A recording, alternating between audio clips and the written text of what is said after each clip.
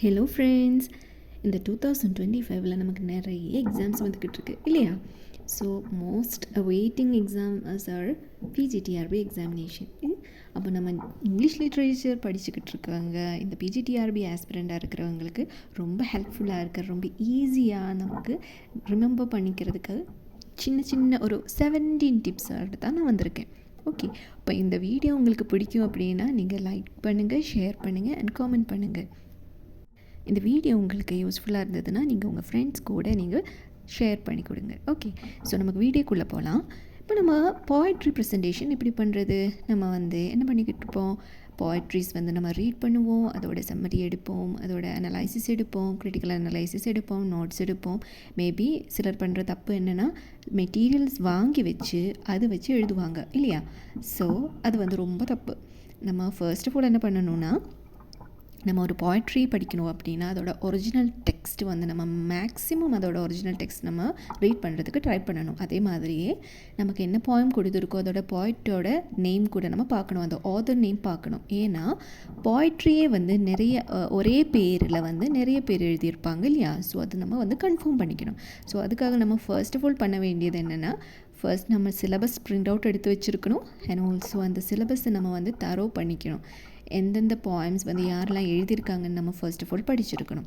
And nextly நம்ம பண்ண வேண்டியது, இதோட ஷார்ட் சம்மரி நமக்கு தெரியணும், அதோட இம்பார்ட்டண்டான எலமெண்ட்ஸ் என்னென்னு தெரியணும், கிரிட்டிக்கல் அனலைசிஸ் தெரியணும், மற்றவங்க இந்த போயத்தை பற்றி என்ன சொல்லியிருக்காங்க அப்படின்னு நமக்கு தெரியணும். ஓகே, ஸோ இந்த வீடியோக்குள்ளே போகிறதுக்கு நீங்கள் லைக் பண்ணுங்கள், ஷேர் பண்ணுங்கள், சப்ஸ்கிரைப் பண்ணுங்கள். இப்போ நமக்கு பார்க்கலாமா என்னென்ன பாயிண்ட்ஸ் நமக்கு ஹெல்ப்ஃபுல்லாக இருக்கும், எப்படி நம்ம நோட்ஸ் எடுக்கணும். நிறைய பேருக்கு தெரியாது, நம்ம என்னென்னமோ எடுத்து வச்சுருப்போம், ஆனால் நமக்கு எப்படி நோட்ஸ் எடுக்கணும் அப்படின்லாம் தெரியாது இல்லையா?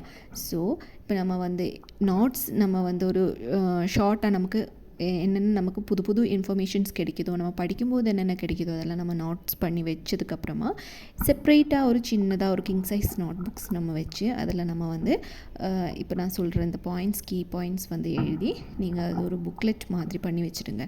ஸோ அது உங்களுக்கு ரொம்ப ஹெல்ப்ஃபுல்லாக இருக்கும். First bomb. அந்த போயம் என்னென்னு எழுதணும், நெக்ஸ்ட்டு அதோட author name and return and published year. Return and published year டிஃப்ரெண்ட்டாக இருக்கும். ஏன்னா இப்போ ஃபார் எக்ஸாம்பிள் சொல்கிறது, கேண்டர்பரி டெய்ல்ஸ் எடுத்தால்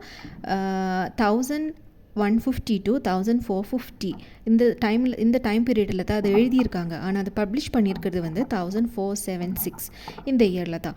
ஸோ மேபி எல்லாத்துக்குமே இல்லை, ஆனால் மேபி ஒரு சில போயத்துக்கு publication year and written year டிஃப்ரெண்ட்டாக இருக்கும். ஸோ அது நம்ம நோட் பண்ணி வச்சுருக்கணும். Next one as the collection. So அந்த போயம் எந்த கலெக்ஷனில் சேர்ந்தது, எந்த கலெக்ஷனில் அது வந்திருக்கு அந்த போயம் அப்படின்னு நம்ம பார்த்துருக்கணும். So next subtitle. இப்போ நம்ம போயத்துக்கு ஏதாச்சும் other name of the poem இருக்கா? இப்போ ஒரு போயத்துக்கே 2 பேரில் கொடுத்துருப்பாங்க இல்லையா? ஸோ அந்த ஒரு போயத்துக்கே 2 பேர் இருக்கா அப்படின்னு நம்ம செக் பண்ணியிருக்கணும். மேபி நமக்கு இப்போ அதர் நேம் இருக்கும் இல்லையா? அந்த அதர் நேமில் அந்த போயத்தை ஏதாச்சும் கொஸ்டின்ஸ் கேட்குறதுக்கு சான்சஸ் இருக்குது. ஸோ நம்ம கன்ஃபியூஸ் ஆகக்கூடாது. ஸோ இது நமக்கு சிலபஸில் இல்லையே அப்படின்னு. ஸோ இது நம்ம நோட் பண்ணி வச்சுருக்கோம். நெக்ஸ்ட்டு நம்ம மோஸ்ட் இம்பார்ட்டண்ட்லி நம்ம பண்ண வேண்டியது opening line of the poem. So உங்களுக்கு இப்போ ஒரு 50 போயம்ஸ் இருக்குது, இல்லை 60 போயம்ஸ் இருக்குது படிக்கிறதுக்கு அப்படின்னா நீங்கள் எல்லா போயத்தோடையும் opening line and the ending line நீங்கள் மார்க் பண்ணி வச்சுருக்கணும், ஒரு எழுதி வச்சுருக்கணும். Next source. இப்போ ஒரு போயம் எந்த சோர்ஸில் எடுத்திருக்காங்க. இப்போ ஒரு போயத்துக்கு நிறைய சோர்ஸ் இருக்கும் இல்லை, அதோட இன்ஸ்பிரேஷன் என்ன, அவங்க அந்த போயம் எழுதுறதுக்காக என்ன இன்ஸ்பயர் ஆயிடுச்சு அவங்களுக்கு, இல்லை எந்த சுச்சுவேஷனில் அவங்க அந்த போயம் எழுதியிருக்காங்க, எந்த சோர்ஸில் இருந்து எடுத்திருக்காங்க அப்படின்னு நல்லா இருக்கும் இல்லையா? ஸோ அது நோட் பண்ணி வச்சுருங்க. Next dedicated to. அந்த போயம் யாருக்கு அவங்க டெடிக்கேட் பண்ணியிருப்பாங்க. மோஸ்ட் ஆஃப் தி போயம்ஸ் அவங்களோட ஒய்ஃபு, காடு, ஃப்ரெண்டு, இந்த மாதிரி நிறைய பேருக்கு டெடிக்கேட் பண்ணியிருப்பாங்க இல்லையா? ஸோ அந்தந்த போயம், ஒவ்வொரு போயம் பர்டிகுலர் போயம் யாருக்காச்சும் டெடிக்கேட் பண்ணியிருக்கா இல்லையா, அதை நம்ம நோட் பண்ணி வச்சுருக்கணும். Okay, next stanzas and lines. So ஒரு போயத்தில் ஸ்டான்சஸ், எவ்வளோ ஸ்டான்சஸ் இருக்குது அண்ட் எவ்வளோ லைன்ஸ் இருக்குது, இதெல்லாம் நம்ம நோட் பண்ணியிருக்கணும். ஸோ மேபி ஒரு என்ன சொல்கிறது, அரேஞ்ச்டான ஒரு ஸ்டான்சஸ் இருக்கிற ஒரு பாயிண்ட்ஸ் எல்லாம் இருக்காது. ஆனால் அதுக்கு என்ன இருக்கும், ப்ராப்பராக இவ்வளோ லைன்ஸ் இருக்குது, 200 லைன்ஸ் இருக்குது, இல்லை 300 லைன்ஸ் இருக்குது அப்படின்னு கொடுத்துருப்பாங்க. பட் பர்டிகுலர்லி ஒரு போயத்துக்கு என்ன கொடுத்துருப்பாங்கன்னா 3 ஸ்டான்ஸா இல்லை 4 ஸ்டான்சஸ் இருக்குது, ஸ்டான்ஸாஸ் இருக்குது அண்ட் இதில் எவ்வளோ லைன்ஸ் இருக்குது அப்படின்னு கொடுத்துருப்பாங்க. ஓகே, அண்ட் அது வந்து நோட் பண்ணி வச்சுருக்கணும்.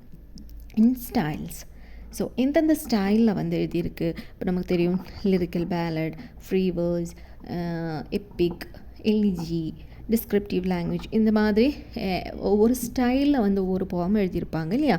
ஸோ அந்த என்ன ஸ்டைலில் வந்து அந்த பாம் எழுதியிருக்கு அப்படின்னு நம்ம வந்து நோட் பண்ணியிருக்கணும். Next one is the rhyming scheme of the poem. So rhyming scheme அப்படின்னா நமக்கு தெரியும் இல்லையா, ABCDCDEFGG அப்படின்னு நல்லா சொல்லிட்டு இருக்கும் இல்லையா.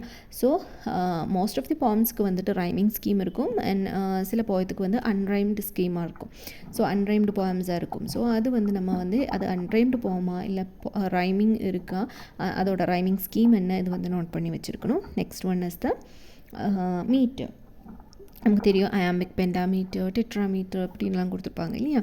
ஸோ அது என்ன மீட்டரில் இந்த பாம் வருது அப்படின்னு நம்ம நோட் பண்ணி வச்சுருக்கணும். Next one is setting of the poem. So இப்போ அந்த ஒரு பாம் வந்து எந்த செட்டிங்கில் வந்து அந்த பாயத்தை பற்றி சொல்லிக்கிட்டு இருக்காங்க, அப்போ அங்கே நடக்கிற சிச்சுவேஷன் வைஸ் ஏதாச்சும் ஒரு இடத்தோட பேர் கொடுத்துருப்பாங்க, இல்லை ஏதாச்சும் ஒரு பர்டிகுலர் ஹவுஸ், இல்லைன்னா ஒரு பர்டிகுலர் நேச்சர், இல்லை ஒரு சீசன், ஏதாச்சும் ஒன்று அந்த செட்டிங், அந்த பாம் எந்த செட்டிங்கில் இருக்குது அப்படின்னு பர்டிகுலர்லி கொடுத்துருப்பாங்க. ஸோ அதை நம்ம நோட் பண்ணி வச்சுருக்கணும். And river, season, month, mountain, இந்த மாதிரி ஏதாச்சும் ரிவரை பற்றியோ இல்லை சீசனை பற்றியோ மந்த் பற்றியோ மவுண்டெயினை பற்றியோ ஸ்பெசிஃபை பண்ணியிருக்கு அந்த பாயத்தில், அந்த ஏதாச்சும் ஒரு ரிவரோட நேம் அதில் ஸ்பெசிஃபை பண்ணி சொல்லியிருக்கு அப்படின்னா அது நம்ம கண்டிப்பாக நம்ம அதை நோட் பண்ணி வச்சுருக்கணும். Next narrator of the poem. இந்த பாம் வந்து யார் நரேட் பண்ணியிருப்பாங்க? மேபி ஆல்மோஸ்ட் தி பாயம்ஸ் வந்துட்டு பாய்ட் தான் நரேட் பண்ணியிருப்பாங்க. ஓகே, ஸோ பாயம்ஸ் வந்து மேபி வந்து ஒரு தேர்ட் பர்சன் இல்லைன்னா ஒரு அன்னோன் பர்சன் மாதிரி அப்படின்னு எல்லாம் கொடுத்துருப்பாங்க. ஸோ அந்த பாம் வந்து நரேட் பண்ணுறது யார் அப்படின்னு நோட் பண்ணியிருக்கணும். Next one and the important one is refrain அப்படின்னா நமக்கு தெரியும், நம்ம வந்து ஃபிகர் ஆஃப் ஸ்பீச்சஸ்லாம் பார்த்துருப்போம். ரிப்பீட்டடாக வர லைன்ஸ்க்கு தான் நம்ம ரீஃப்ரைன் அப்படின்னு சொல்லுவோம் இங்கிலீஷில்.